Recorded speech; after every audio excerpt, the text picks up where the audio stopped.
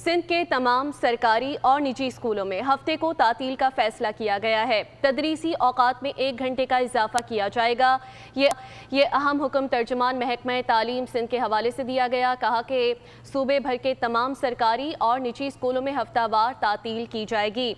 सिंध के तमाम सरकारी और निजी स्कूलों में हफ्ते को तातील का फैसला किया गया है। तर्जुमान महकमा तालीम ने यह बताया कि तदरीसी औकात में 1 घंटे का इजाफा किया जाएगा। सूबे भर के तमाम सरकारी और निजी स्कूलों में हफ्ता और इतवार की तातील होगी। सिंध के तमाम सरकारी और निजी स्कूलों में हफ्ते को तातील का फैसला किया गया है। मज़ीद क्या डिटेल्स हैं मरियम हसन से जानते हैं, जो कि हमें ज्वाइन कर चुकी हैं। मरियम, बताइएगा।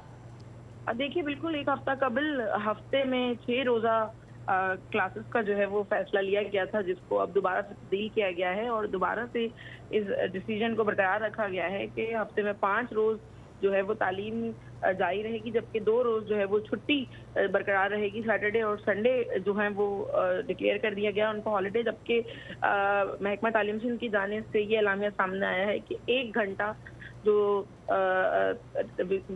एजुकेशन डे के अंदर जो है वो बढ़ाया जाए, ताकि बच्चों को जो तालीम का नुकसान हो रहा है उसको जो है कवर किया जा सके।